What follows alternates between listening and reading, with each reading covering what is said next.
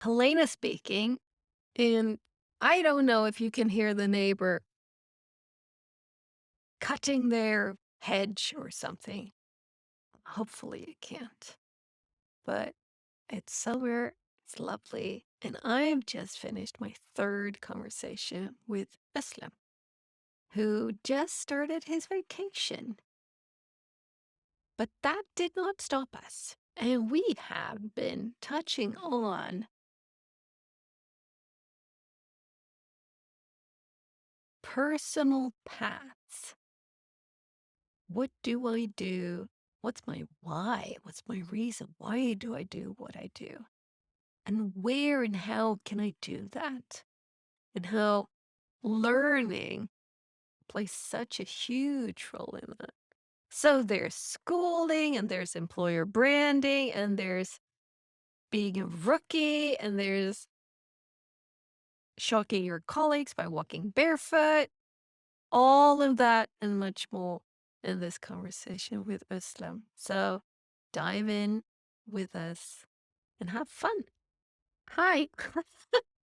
Hello. Hello.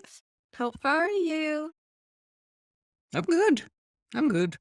Second day of vacation. So that's nice. How are you? I'm good. Not in my second day of vacation now. You always have vacation, Helena. Kind of like that, which, and I don't want to say that I always work because I don't always work, but it's it's been a couple of years since I took. No, I'm on 3 weeks of vacation or something. I did that in 2020, I think, so it's not that far. But Do you see Tankesbjörn pod as work, or do you see it as, well, maybe not vacation, but more like a hobby, or is it work? well, that's an interesting question. I would say that it is my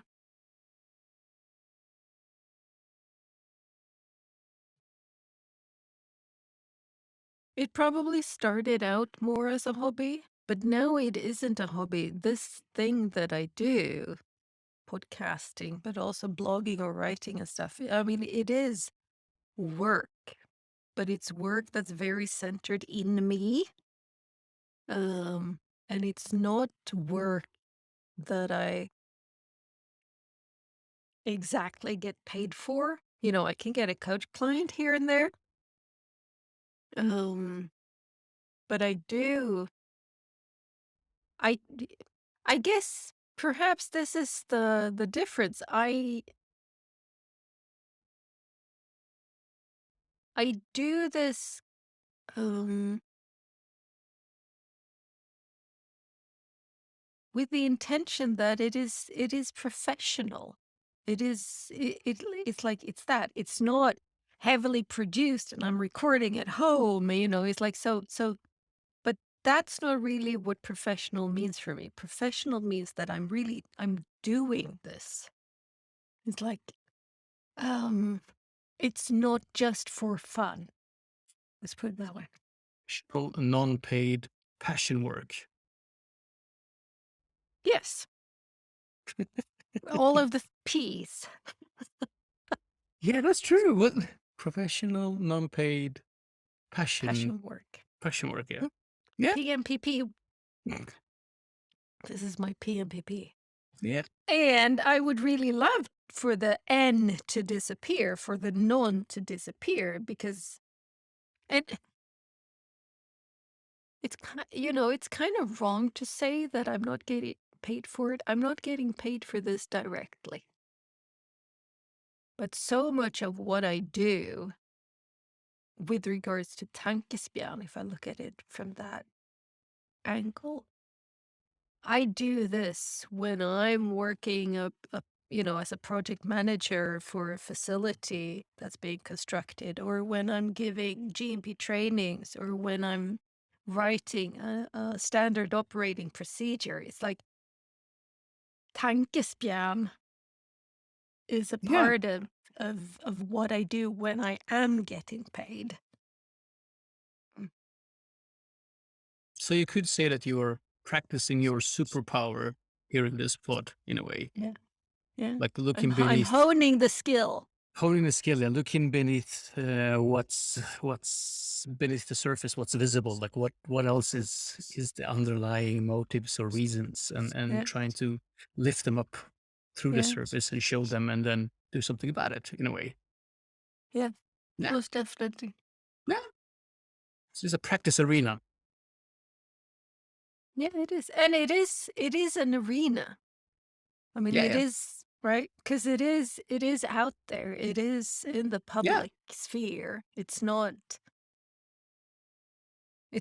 let's do this off record, right? It is on record. It yeah, is yeah. I know. actively. But, you know, it's But I think it's important to have that something else on the side that you can sort of like test and try and develop in a way. I was in one stage in my life where I really wanted to find a different path in my career. I didn't know how to go about it. And then someone said, "Why don't you join Marknadsföreningen?" It's like a, what should you say, commerce organization. like a commerce organization or network. Yeah. And I didn't have my own company, but I did, and there I learned so many new ways of thinking, and I most definitely learned how to network much better because that was not me in a way. And through that, slowly, I started thinking in different patterns. I broke the the pattern that didn't get me anywhere, and then suddenly I have the job that I have today. And indirectly, that was one of the best things that I did. I can't say there was a reason why I am where I am today, but I know I wouldn't say for a fact, but I wouldn't have it undone because I learned so much. And something else happened in my life that I can't tie to it, but I can't either ignore the effect that it had. So I think it's good sometimes to do things outside of your routine just to make you see different things than you do all the time. So I've been thinking lately that maybe I should do some kind of a push like that again because I haven't done that for a while now. So just to see what else is there out there without having any expectation because I didn't. I just wanted to do shake things up a little bit or stir things in the pot and see what floats up and what goes Yeah. down to the bottom in a way. So I think it's good to do sometimes do some kind of an engagement. For example, the improv theater thing. That is definitely one of those things that makes you use different kind of talents that you didn't know you had, Yeah. or sharpening those that you have, in a way, or get rid of them. I don't know the things that are holding you back in a way. I think it's Yeah, and it important. it is a lot of beliefs, I would say, that do hold us back. It's beliefs about Yeah, what I can and can't do. yeah. Um, I'm But getting I signed up for a couple of those on Meetup, the improv groups that we found here. So I'm getting their email saying, "Are you coming on Thursday?" And every week so far, it's been like, "No, I'm really not coming on Thursday because I've been so busy. My schedule has been so full." Um, I need to check that out. You have to send me those details later on, so I will get that I later. already sent you the details. I'm really bad at email. I'm So like, where should I send them to you? got it. You know, I'm like this Nowhere. old person that is thinking like the new generation in a way, more and more. Like email, I don't check because there's so much other things that come in all the time. So I'm getting lost in the important things there. That's So fine. Just tell me where to send it to you you know and what? SMS is like the best way. That's like well, I'm. tell me that. Tell me because Helena, please send an SMS. Say I will check send you texts. Absolutely, text. because I am one of those people that I'm really flexible there. I can send you a text, I can send you a messenger or a WhatsApp or a signal or, an email. I can send it to you on LinkedIn. I can find you on Twitter. Just tell me where and I'll Absolutely. do it. Text is my best way of communicating because I have that. Yeah, that that is because there I only get the things that I want to have, but in email you get so many like newsletters that you didn't even sign up to. It drives me Yeah. insane. Um, I'm signing off of those. I I'm sign doing that too, myself. but I can't keep up with it. It goes, like before you know it, somebody rushes down in your email box. Like I don't know. Yeah. Never mind, never mind. Yeah. But yes, yes, yes, yes. But So yeah, that is definitely one of those things that we will do that, and we have to do it before we have the end of the before we have our fifth conversation. Otherwise, you'll have to make a flash in the pan extra special edition. Özlem and Helena goes improv. yeah, we can ask someone to document it. That would be fun. Caspian can come along and Yeah. and No, film no, us. no, no, no, no. No, no, I don't think. I mean, one thing at a time. Yes. We'll do that next time, not Yeah. this time. But it would actually be fun if we could find, But uh, like it's if good we to do could something get like it that. done before the fifth Definitely. conversation. Yeah. I will gear up. But anyway, I think it's good to do like start a book club or be in a book club or join a network or start taking lessons for something that like dance lessons or music lessons or whatever that just makes you use muscles that you didn't Yeah. haven't used or that you didn't know you had. I think that's important. I wish I've done some of it, but I wish I had done more of it in the past. Honestly, like one of the Well, you can do more of it in the future. absolutely, and, like, one of the things that I did was I signed up for, going to become a coach.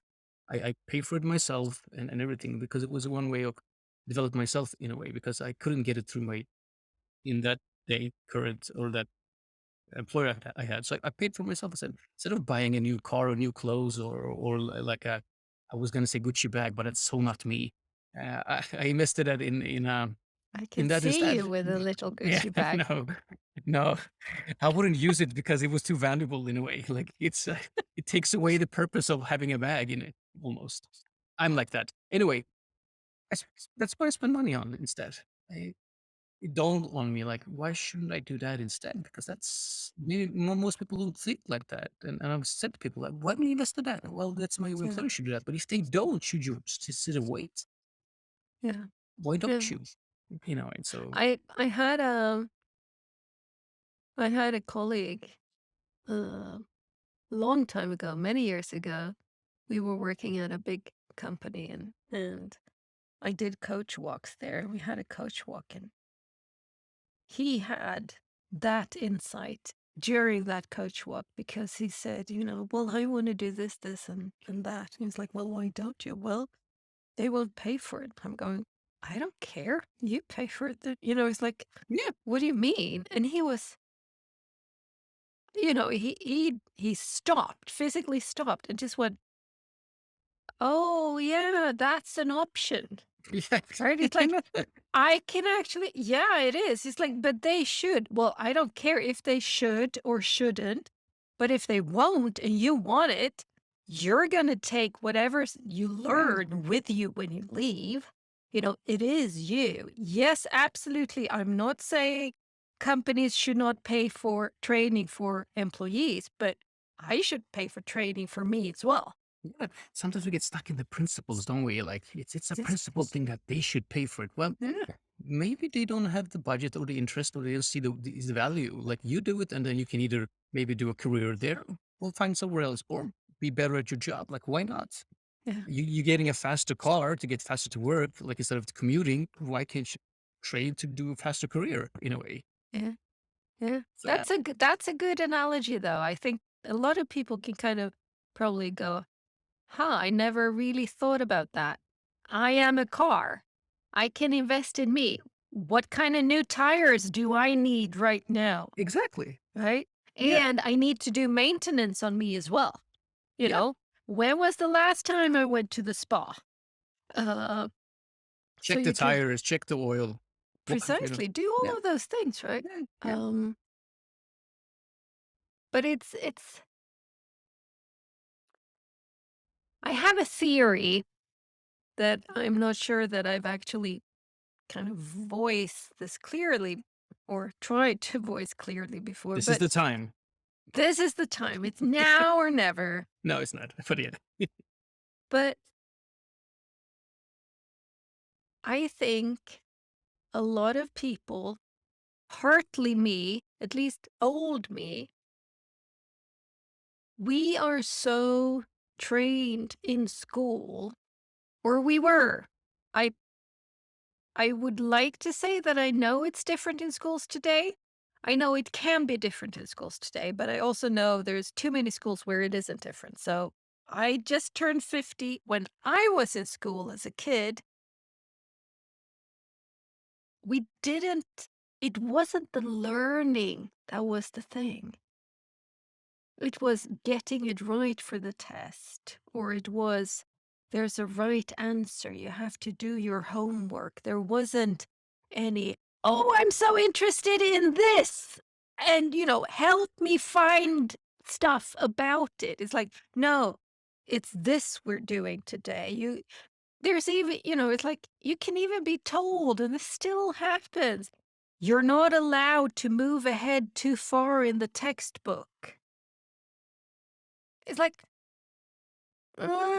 so the system of schooling, in many ways, hampers learning. It doesn't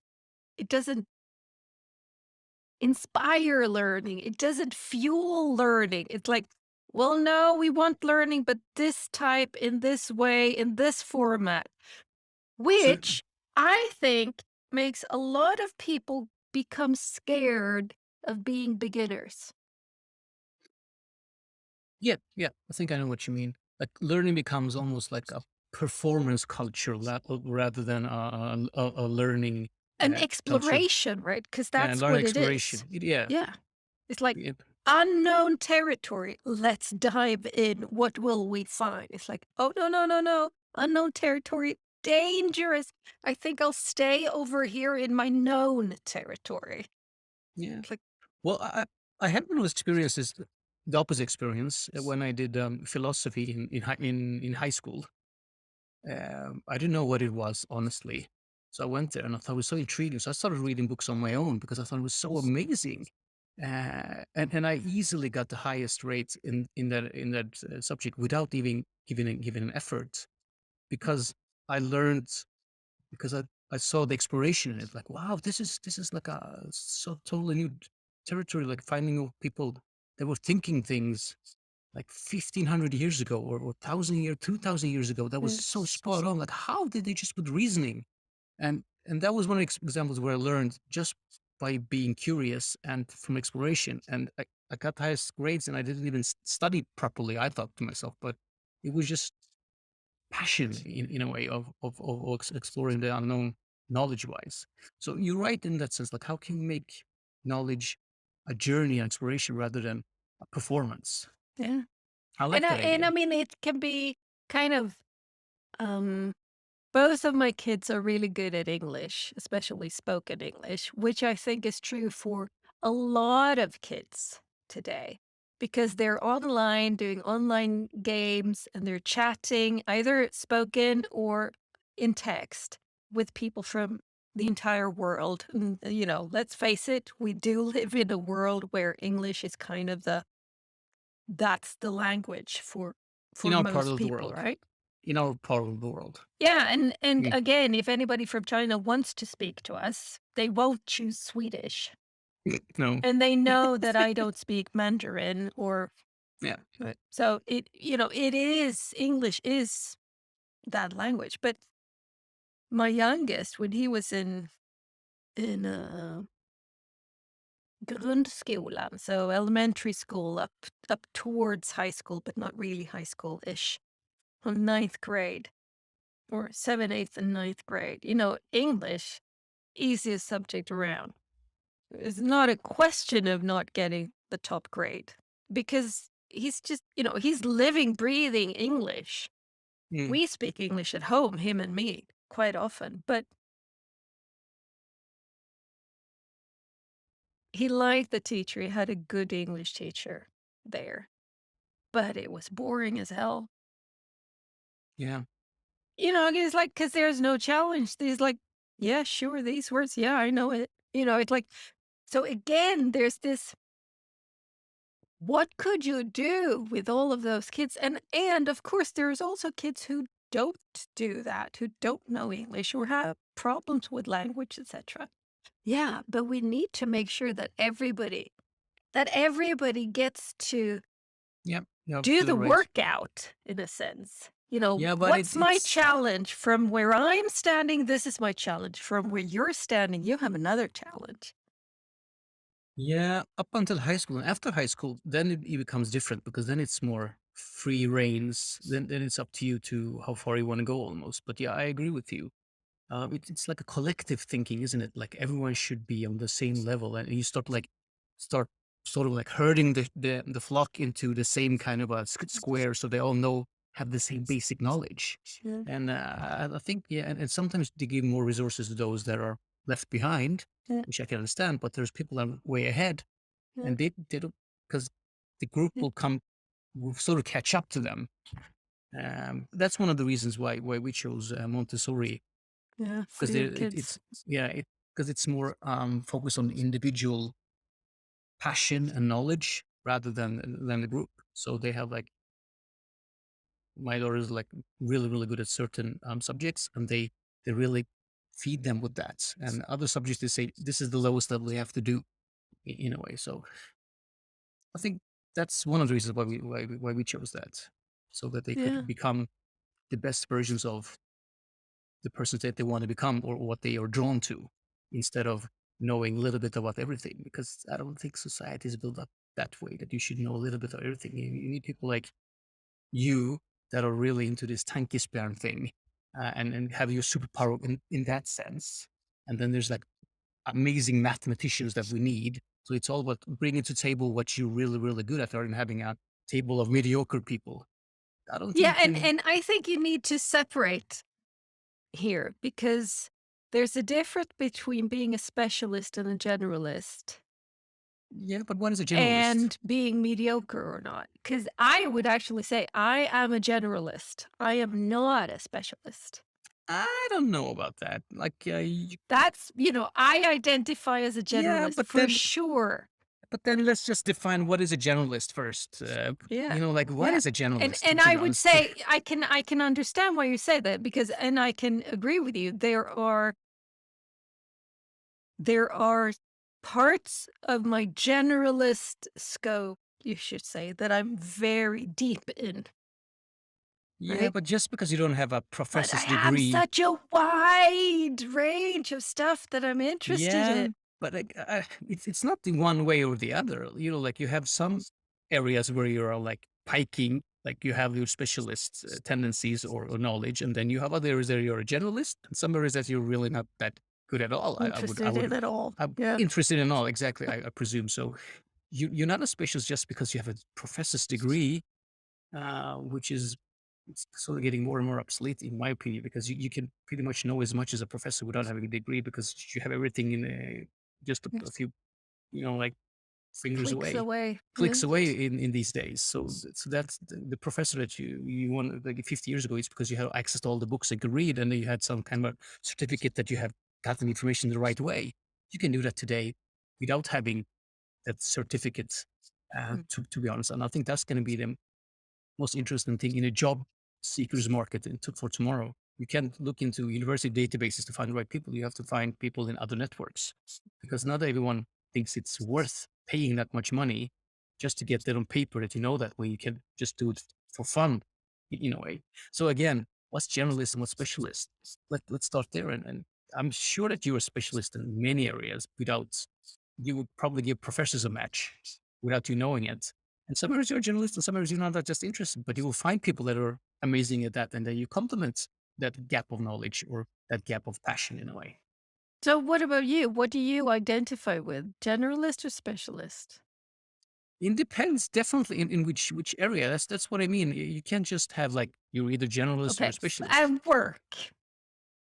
At work, Work, Özlem. Hmm? yes. What's your question? Well, about Are where I'm a you a generalist? specialist or are you a generalist? Is it like we can throw any ball at you and you'll deal with it? Or is like, no, no, no, those 5 balls he won't catch, but these ones he'll really get done. I think I'm a generalist, but I'm becoming a specialist because I'm learning so much and getting so interested in what I'm working with in a way. And but I'm really good at finding people that are good at other things and connecting with them and helping them out and asking them to help me out. So we together push our agenda forward, which is for the company's best interest. So I think a lot about that in is the networking thing. That's my area of specialty, to know who's really good or passionate about what, and then sort of like, come along, let's do this together. Connecting those, Let yeah. me help you with that because I know this area really really well. So I think maybe that's my superpower, knowing who knows what, and then thinking in different kind of patterns. Like, thank you, Stan, let's say, how can we look at this from a different kind of angle? I think that's my area of specialty. But my title, there I am, more of a generalist at the moment. But I'm getting there. I'm getting there. Yeah. Yeah, it's So again, it's not what you know that makes you specialist. I think it's how you solve it that makes you a that's an specialist. interesting one.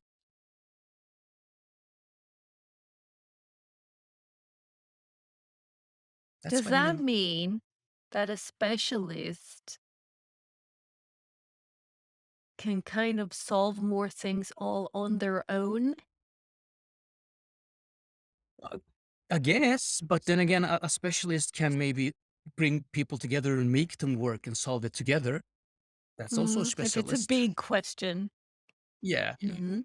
So if you're a knowledge specialist, like if you're a mathematician and you can solve, then go ahead. But if you're a politician, then your specialty is really not solving it on your own. That you bring forward arguments, make people think and see it your way, and then do something about it. So again, it depends. I think you have to define what you mean by specialist and generalist, in a way. And as with most things, it's like we need both. Oh, definitely, Yeah. 100%. Yeah. Yeah. And we need people that are or none of it, because they need to consume it Yeah. after a while. So you get a economy in it. So definitely we need all aspects of Yeah. mankind. We need definitely need specialists. We need generalists. We need people that are already, we need late adopters, early adopters. Yeah. We need it Yeah. all to work. Otherwise, it Yeah. wouldn't work. Yeah. Late majority, all those things. It's really important. But again, I'm going back a few hoops here, to this aspect of being afraid of being a rookie. Yeah.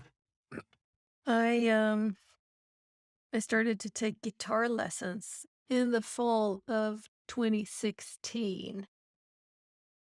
I've played the piano as a kid. I was never any good because good for me is I can sit down at the piano and I can play anything or, hear two on the radio and kind of get it. That's never been me. I could sit down at the piano and play the pieces that I very, hard work have learned by rote. Um, but I play the piano. I've sung a lot. I sing in a choir now since many years and I love it. Um, and I've always wanted to play the guitar. And so in the fall of 2016, I started to play the guitar. So we're two students and one teacher, and all of us live here in the area. So we meet up every other Monday evening and have a 40-minute lesson, and it's great fun. And I have so enjoyed the rookie aspect of it. I have so enjoyed being asked to do a chord and my fingers just won't move I have to physically lift my fingers to get them to take the thing, right? And it's like, how do I do this strumming pattern? I just cannot get it. So it's it's like it's a full body rookie experience in a sense. It's a mental thing because it's like my guitar teacher, man, it sounds good. Why, when I do this, doesn't it sound good? So it's a mental process. What's learning the difference between guitar and piano? Music notes in my mind are piano and that type of music, sheet music. It's like I know precisely what's where and how. Um, Guitar just there are so many G's and I don't know where they are. On a piano, I can pick out every G on my little piano. I can show them to you. On a guitar, no. It's like it's a struggle. But and the physical aspect of it, like getting my muscles and starting to get calluses on my fingers, is like great fun to be a rookie. And I think that is I mean, that's one of the things that as a society we should really encourage people to start to fall in love with the feeling of being a rookie. Yeah. Of it's like, wow, I've never done that. I'm sure I can try it. It's a little bit like Pippi Longstocking um, mentality. It's like, let's try and see, I'll have fun. I'll experiment. And if I hadn't liked it, I would have stopped. Yeah, but there is something with that which said before, like, are we afraid of failure, or are we afraid of the effort? Are we afraid of doing something that breaks the predictable pattern that we're in, called life? I don't know, but I think it's really, really interesting in what you're saying. And are we afraid because the failure hidden behind that is aspects of shame Yeah, and could be. I should or I shouldn't, and what will people think of me? Uh, Yeah, I my daughters wanted to. One of them wanted to learn to play the violin, and the other one wanted to learn to play the cello. So we signed them up for a course, and there's a it's called the Suzuki model, yeah, which which means is that great. which is great, but I didn't Mm, know that when I signed them up, right? Because I always thought that maybe I should learn how to play an instrument one day. It'd be great fun. Like imagine the therapeutic um, thing, like being yourself and making sounds that really sound good. I always like was curious about that, and then sign up for the Suzuki model, which is that first the parents learn how to play, and then you play together with the children, and then you leave. Then you sort of like detach yourself, and you're always there, but you detach themselves and they go by themselves. So I started learning how to play the cello, and after a while, I figured out I could learn this. This is not that difficult. But man, do I want to put in the effort? No, not really. And then suddenly that went away, all that, like yeah, we should have it to have learned, because I realized there's so much work and effort into it, but I could learn it. And that was enough for me. yeah. So now I have great respect for musicians, the effort that they put in and what they can do. But it's not my cup of tea in a way, but I really am so happy with that. I found out what was expected by me, which is practice, practice, practice. And I could do it, but then I have to sacrifice other things. And I'm not ready to do that. So, but it was off my bucket list in a way, because I learned, I played a few songs and I could like, I was like, I can do this. This is not that difficult, but you have to practice If you uh, want to be good, yeah. if you want And to be good. there's a book that I don't remember, but I'll find out, or some guy who has a theory about this, which is basically it's 1, 10, 100. So, oh, I want to learn how to play the cello. Okay. Do, take a lesson with someone or do a YouTube thing here, give it 1 hour and see.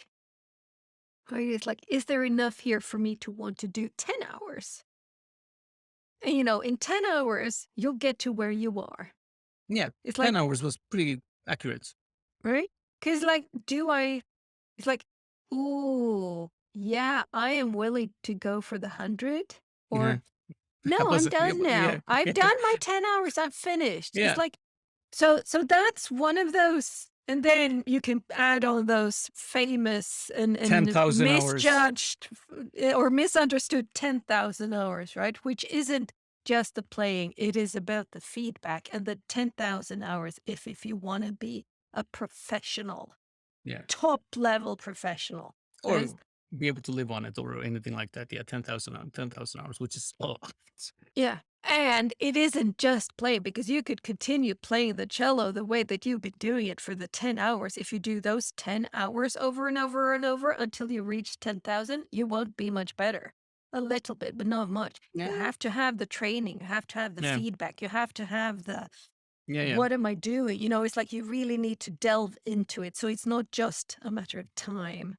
Um, but I think that's kind of a helpful way to look at it.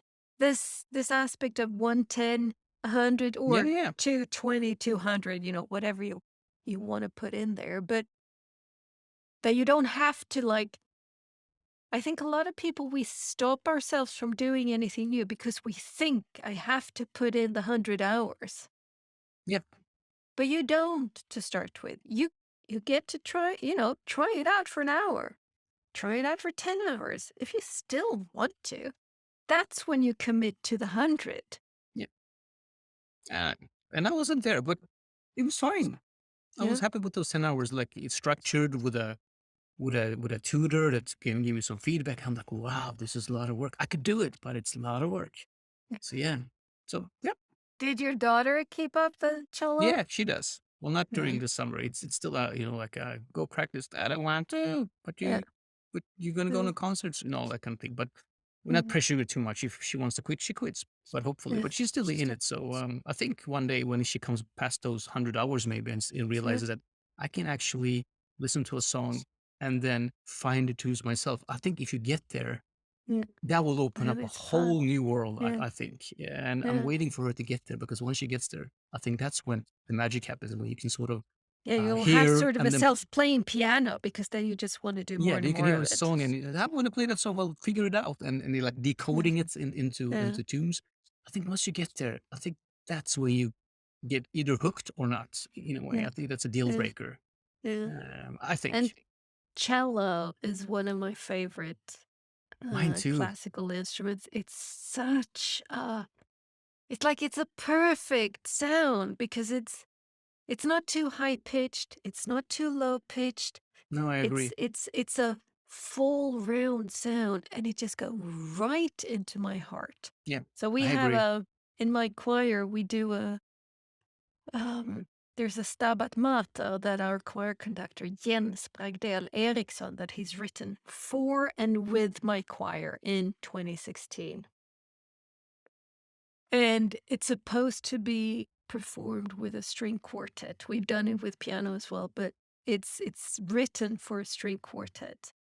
And in one of the pieces, the sixth piece, I think it's 7 pieces in all.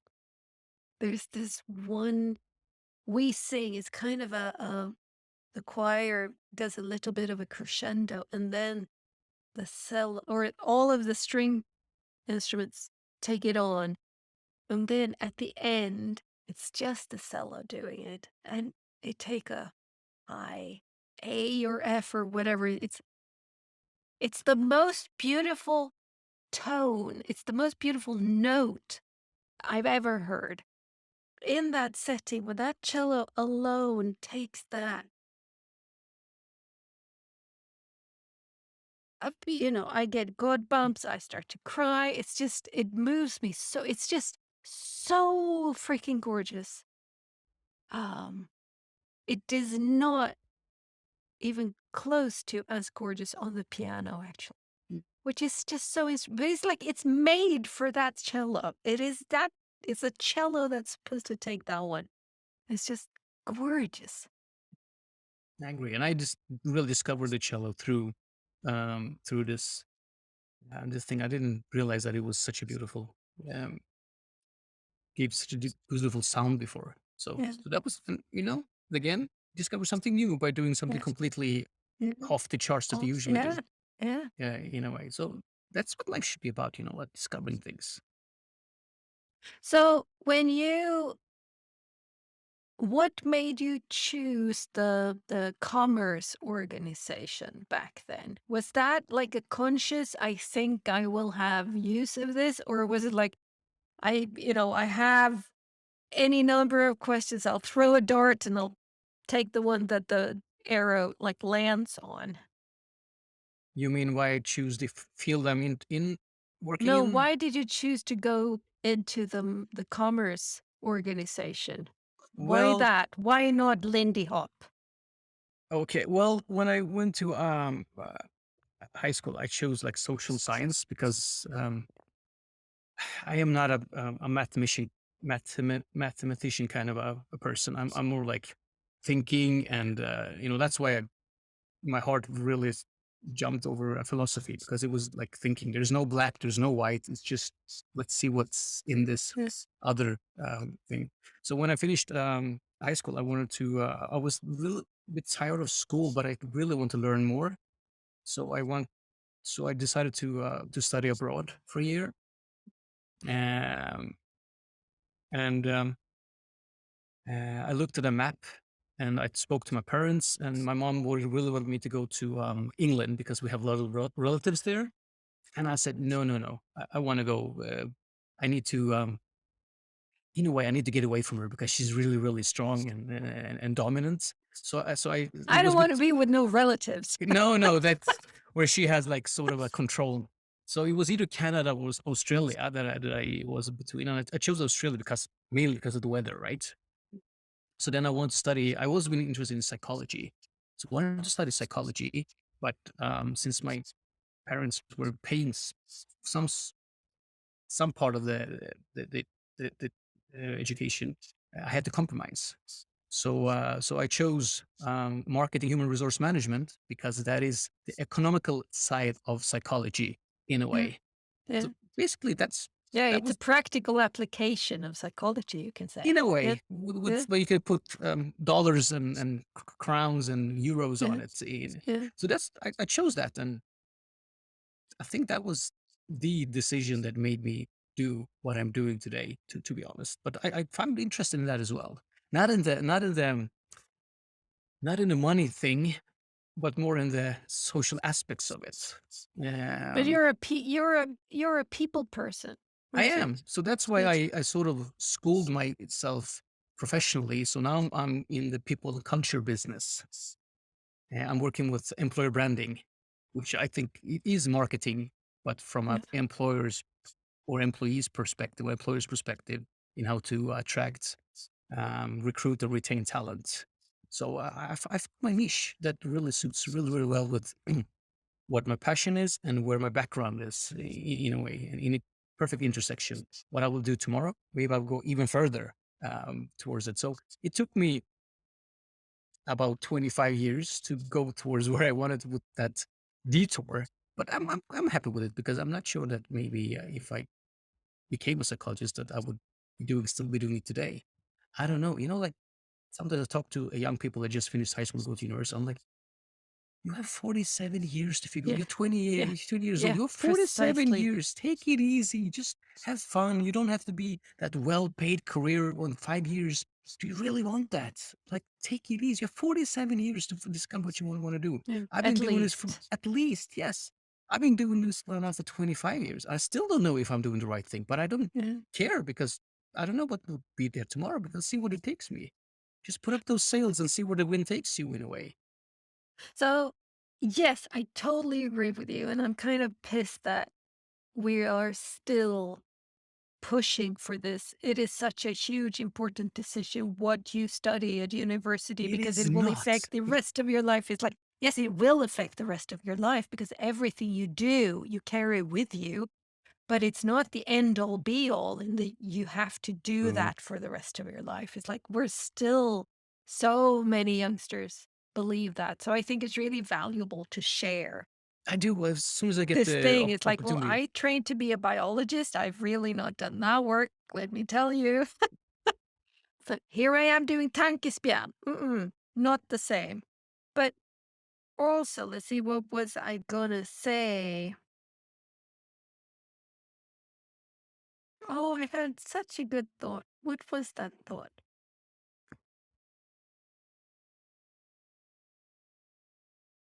It would Well, anyway, when I talk to them, I always ask them, what do you like? If you were a millionaire, what would you do? Like if you were financially, everything was taken care of, what would you do with your time? I would probably be a photographer. Well, then do that. yeah, yeah. Like, And now I figured it out. there you So go. I have realized I trained to be a biologist because I wanted to work with ethnopharmacology.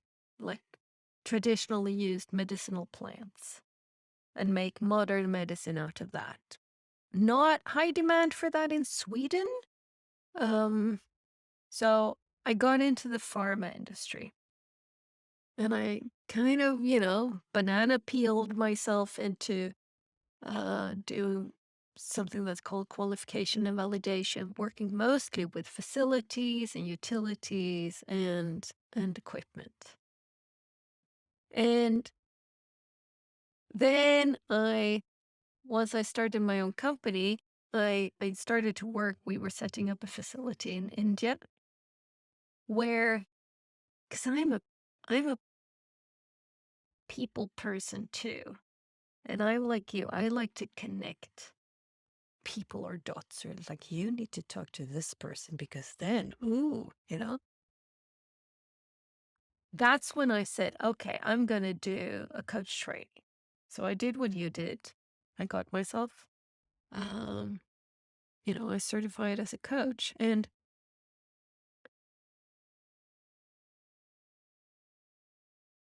then I was working in other projects 7 years ago or something, also setting up a new contract manufacturing mm, process at an existing company. Thinking, this is the last time I do this. This is the last time I write a URS or do a qualification or go away on a factory acceptance test or whatever it's like. Because I really had this feeling in me that I'm done with this now. I've done this too many times. It's not fun anymore. I don't want to do it.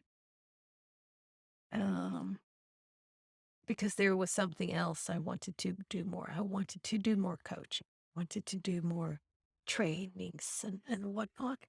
But I have just this weekend really landed in the fact that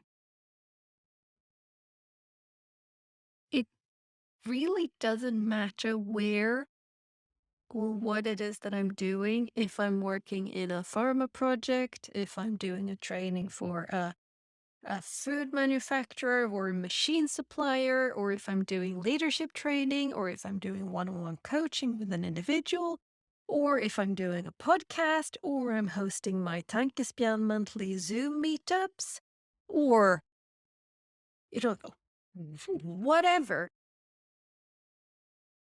The interesting thing in all of those is the connections. It is the human to human connection that happens. It's when I can step into any of these arenas as me, not as this is how you're supposed to be when you're a pharma consultant, and this is how you're supposed to be when you're a coach, and this is how you're supposed to be, but rather, okay, here comes Helena doing coaching or doing pharma training or doing whatever it is that I'm doing. And the fact that I do so many different things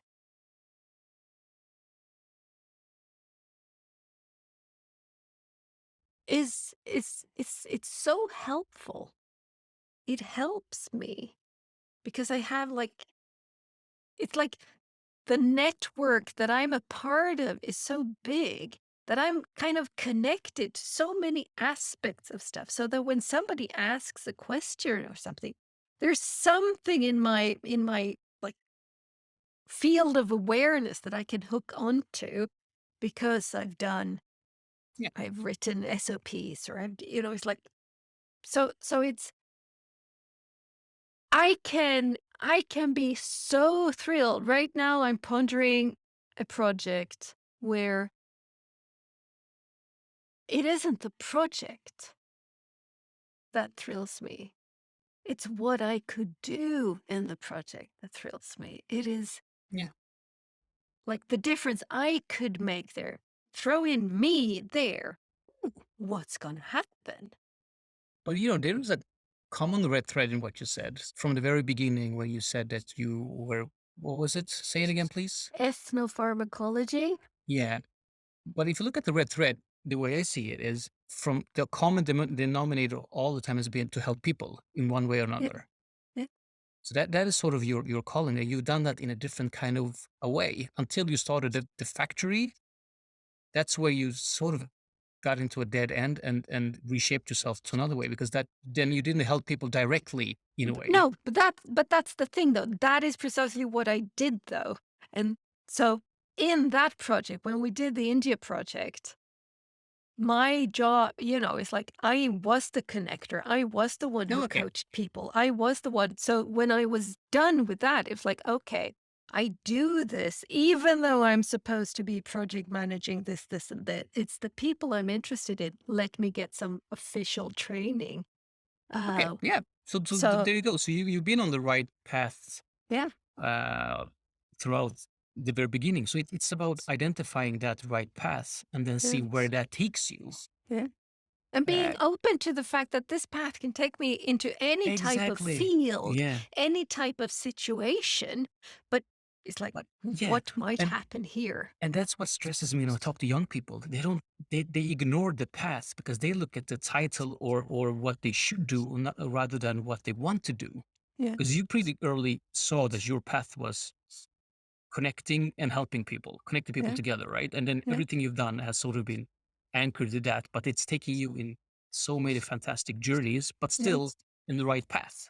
yeah, When I talk to young people, I get stressed because they don't realize that they haven't found their path, or they don't know, or they ignore their path rather than they want to do something that are expected from them. And I'm like, wow, you've got 47 years. Like, why waste that on doing something that I'll expect from you? Do where your passion lies and see where it is takes that- you. Find your path. So I think, why don't we help young people in the school system today finding their path or their passion, rather than where are they needed, because there's where the jobs are. We don't know So if the jobs are there in how 20. would you do that? Coaching is Mm, one way, I guess, yeah, asking the right question and see what yeah, lies beneath their thirst or their passion, rather yeah, than trying to like separate what they should do from what they want to do and see yeah, what do we have here. But sometimes they yeah, mix them all up and they're not always the same thing. What you should do, what you want to do. So definitely having conversation with them, make them think yeah. in tankespan, make them thinking in different kind of patterns or different kind of like inward. Yeah, Have them reflection is my reflection response would inward, have been reflection. It's like inwards, not outwards. What do the we society need? What do yeah, you want to do? yeah, precisely. And that is what reflection is like going in and Yeah, having that conversation I with want to me become an and engineer. learning to do that. Yeah, like I want to become an engineer. Why do you want to become an engineer? I want to come up with things. Why do you want to come up with things? Like, Yeah, like keep digging until you find the path and say, hey, you yeah, have the path. Let's see where it yes, can take you, rather than yeah. you having the goal. You have a destination. Forget the destination. Let's find your path instead. But I wonder because I had one of those aha moments probably 10, 12 years ago by now when it was like, in all of the jobs I've had, I have I have helped change things. I've seen deficiencies and I've helped change it. So on a system level, you can say, where it's like, okay, we need to do this, but we don't have a system. Let's create the system. Which also then is, I haven't really connected it like you are helping me doing now with saying it's people, but it is people. Also from that perspective, actually, because it's like, if you're a validation engineer at the pharma company and there's no SOPs governing you, you need to make sure that you have SOPs. You need to you need to bridge gaps in a Find the way. specialists. Precisely. Or become one, or, Yeah, man. have half assets and it's good enough, or whatever it is you do. But I don't know if it's like, there's no, it's like you say, when you say find the path, it's like find what's the next step? Where's the bubbles for Yeah. your next step, or maybe your next two steps? It's like, that's enough. You don't need to have, here's the highway, and I know precisely what's at the end of it. It's like, no, no, no, we don't need that. We just need this. What thrills you now? What do you want to learn right now? What would entice you right now? What tickles? It's like, oh, I want to go there. I want to do Suzuki cello, or I want to become a coach, or I want to whatever it is that I want to do. No, I want to go out traveling. Okay, you need money for that. Yeah, I do. Okay, what do you have? Well, I have I can drive a truck. Okay, let's find a warehouse for you to work for a year to build the money so that you can go traveling. And then when you've traveled, come And let's back and see what now? or let's look at how we can invest that money that you make so you can make more money out of money so you can go quicker to that journey. So Yeah. again, it's all kind of no. A few years ago, I made an inward travel because I really I'm still am, but at that time I was really passionate about leadership. I loved leadership, so I asked myself, why do I love leadership? And I came up with an answer, and I kept on asking myself, why, all the way to the below, and then I found my core path or my why in a sense. It was, um, like I'm one person out of 10 billion people on this planet. So how do I leave my mark on the world without being a total asshole? Like you can do bad things and become someone, but that's not the way. So, but I don't see greatness in me like Elon Musk or Steve Jobs or Martin Luther King in a way. I don't see that. So I have to like bring it to my arena in a way. So what legacy do I want to leave behind when the day I leave this world?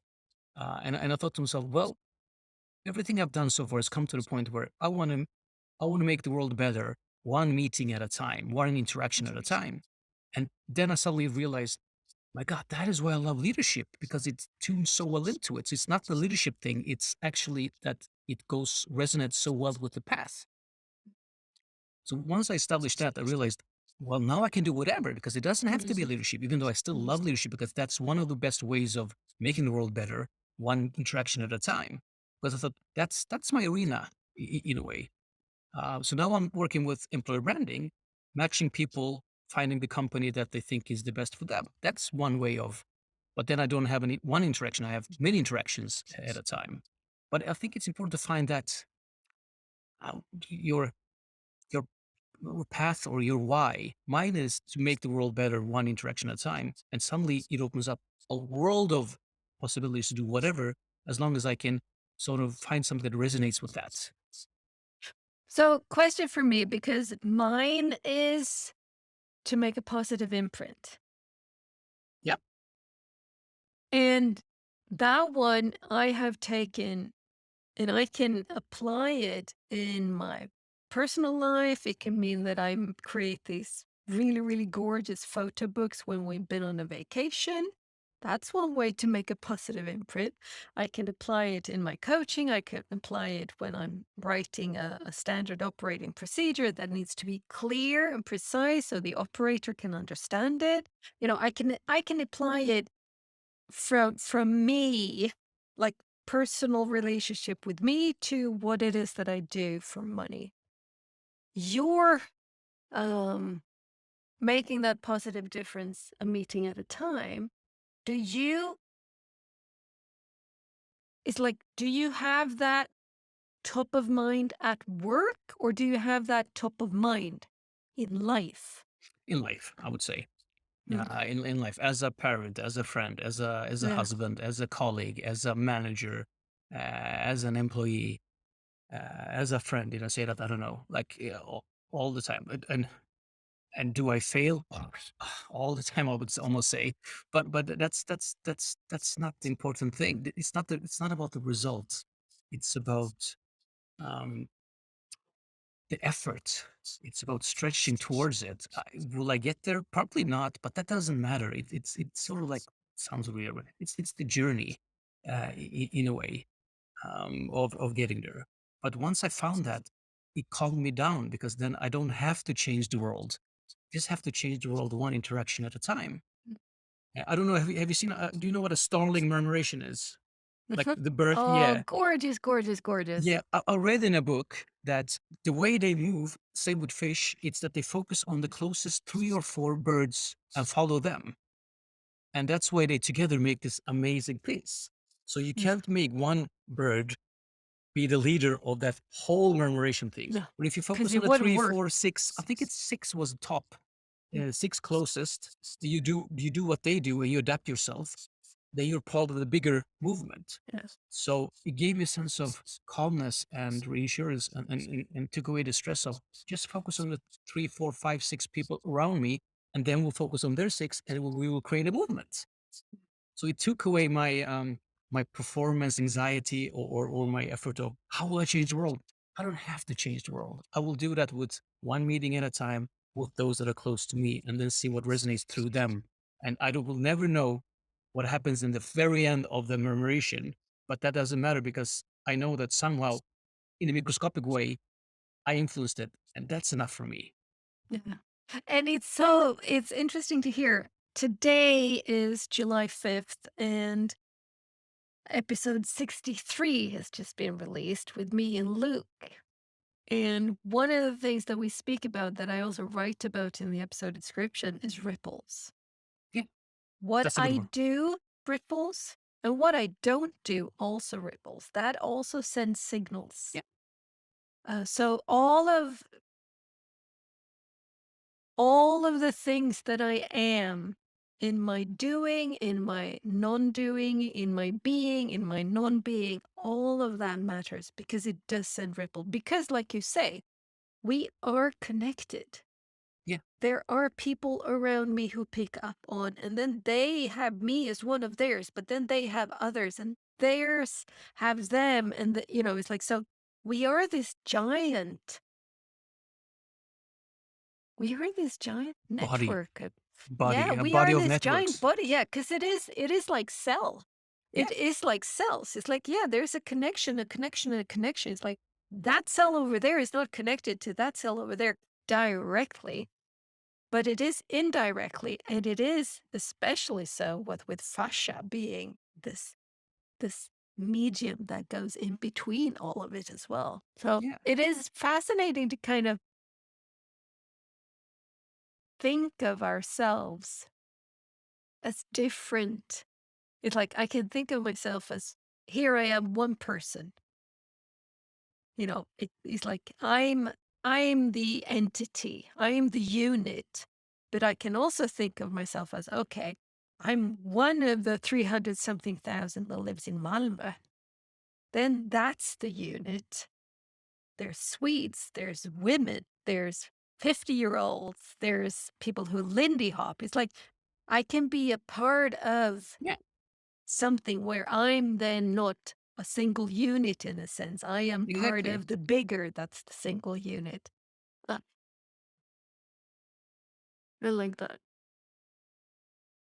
So it was finding your cause in a way, and then suddenly many more doors open once you do that. Yeah. For me, one of the things that made me see my ability of connecting people was Skolvåren, the school spring movement that started in 2013, where I don't know about that. Tell me more. we there was a gang of us that were tweeting over in the Swedish school Twitterverse, talking about, what's the future of school and what will it look like and what could it look like, etc. So let's meet up and have a conversation. This was in February of 2013. And in June, we have our first Away from Keyboard uh, 2-day event, where we hadn't met each other before. We had no money and everything, but we just made it happen. And then me and a couple of the others, we went to Almedalen, the political week in Gotland in Sweden. That is now. It is always starts first the first Sunday of July, I think. Could be. Um, and that's we were active for 3 years, I would say. And that's when I really picked up on this connecting aspect of mine. I had done it in my India project. I was actively consciously aware of it then. It's like, okay, I need to make sure that Colin talks to Vivek about this thing because otherwise, well, whatever. But but it became so apparent in that um in the school spring setting. And it's quite interesting because that was also so many of those firsts. It's like, let's go to Almedal. And what do we do in Almedal? We have no clue. Let's make it happen. We made it happen. So a lot of firsts throughout that experience. And I learned so much.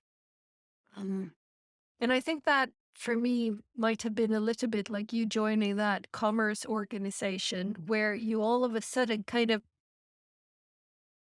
it opens doors. It opens doors kind of both outside, but also inside, where you all of a Yeah. sudden see things about yourself that I kind of knew, but I've never really known.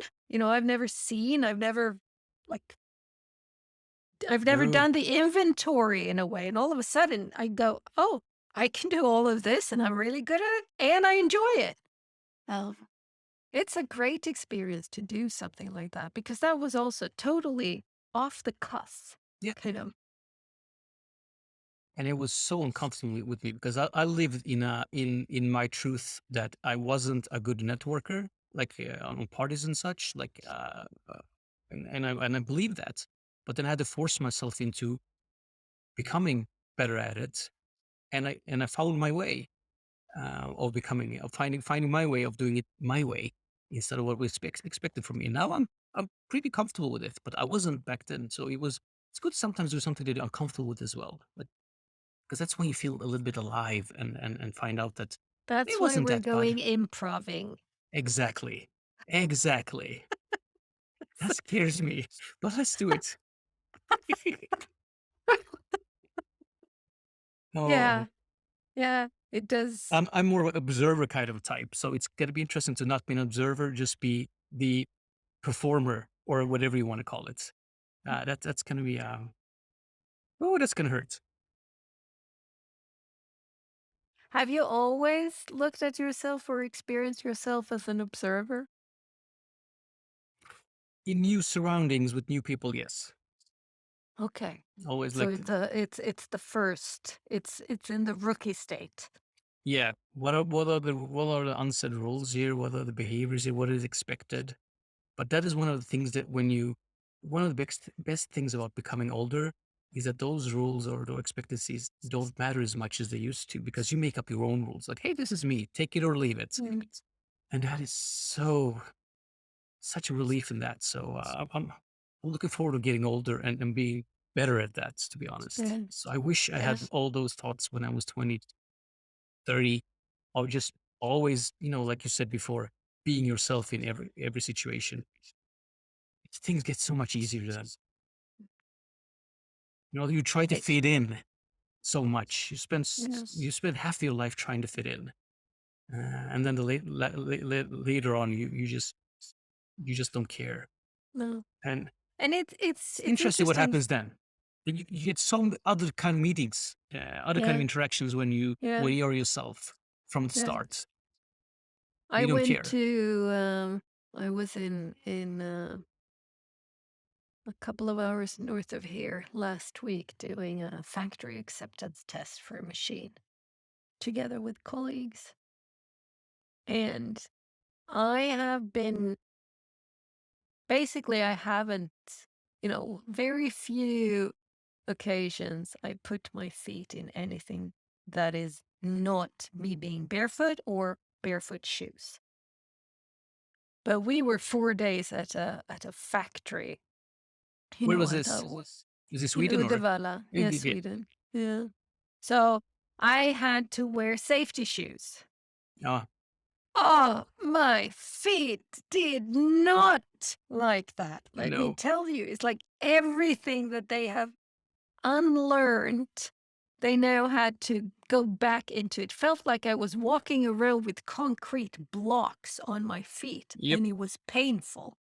But so whenever we were off and I could take them off, I would walk barefoot. So, we went for a walk or we walked to the restaurant at the evening, etc. Me in bare feet, because I do that. And everyone else was in suits?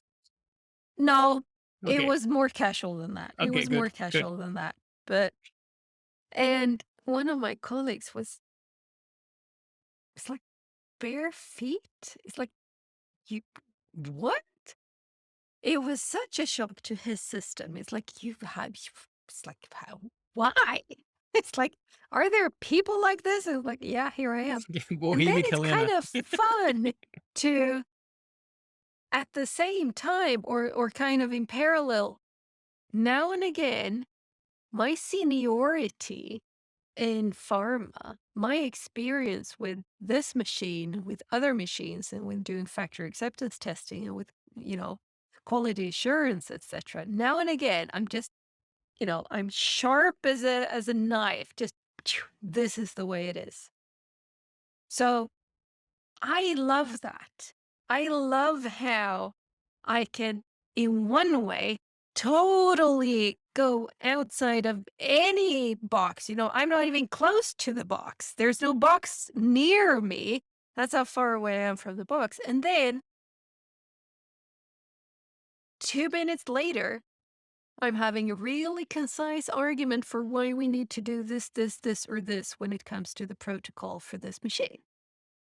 It's like, oh, I like that. I like that. I personally enjoy that contrast because I'm kind of I am also an observer. I also see myself as an observer. If nothing else, I observe myself. So seeing myself walking barefoot, kind of shocking people, and then stepping into this very, very professional role where I know precisely what I see and I can explain it, etc. And being those two and all of the other facets that I am, that people are, we are, I contain multitudes. Yes, we all do. Yeah. There's so much of it. And I love that. And it's like, I feel like I kind of feel like, there's so many different ways you can cut a diamond. You have the fairly basic square cuts of a diamond, and then you can have 8 facets. You can have 16 and 32, and I don't know how many. I feel like there's more and more facets in the diamond that is me, Mhm. that there's so many. And if you look at me from that angle, you'll see that aspect of me. But that's just one out of a gazillion, because there's a gazillion others. And if you look from another angle or meet me from another angle, you might see something completely different. And they all go together, kind of like those birds, the starling murmurations. It's like, yeah, the 6 facets closest to that facet are kind of similar, but over on the other side, it's looking completely different. Yeah, But it's still part of the whole. It's still me. yeah, that's good. Hmm.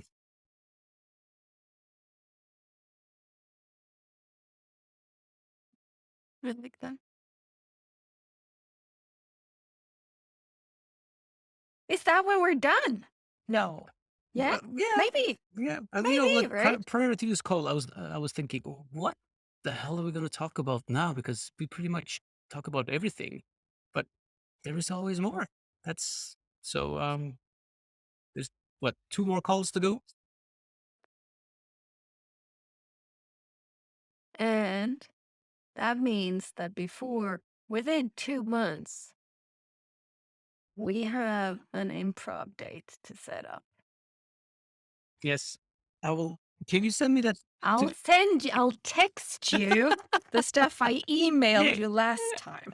Yes, please. I will, for sure. Yeah. Well, I wish you a lovely continued vacation, my friend. Thank you so much, and, likewise for your lifelong vacation, I was about to say, but you know what I mean? Yeah. And yes, it is because it's life. It's true, Um, true, true. I'm enjoying it. Well, you make a great day and a great vacation, and I will text you. Thank you so much. Bye. See you soon. Bye. You heard me talk today about the Tankesbjörn monthly meetups. If you go to tankesbjörn.com and look at the little link to community, you will be transferred to Patreon, patreon.com. You can also go to patreon.com and search for Tankesbjörn or patreon.com/Tankesbjörn.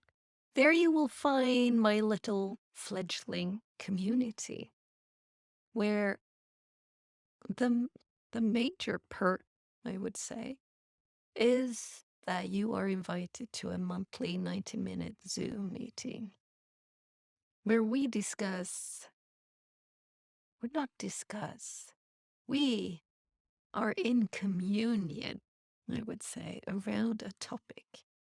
In June, the topic was celebrations, as I had just turned 50. And that might sound like that might be a really, really shallow topic, but boy, did we go deep. And those conversations are one time, ephemeral, they're not recorded. You have to be there. What remains from them is a little doodle, because I always doodle during them. And those doodles are quite fun as well. So go check out Tankesbjörn over on Patreon or on the website, tankesbjörn.com.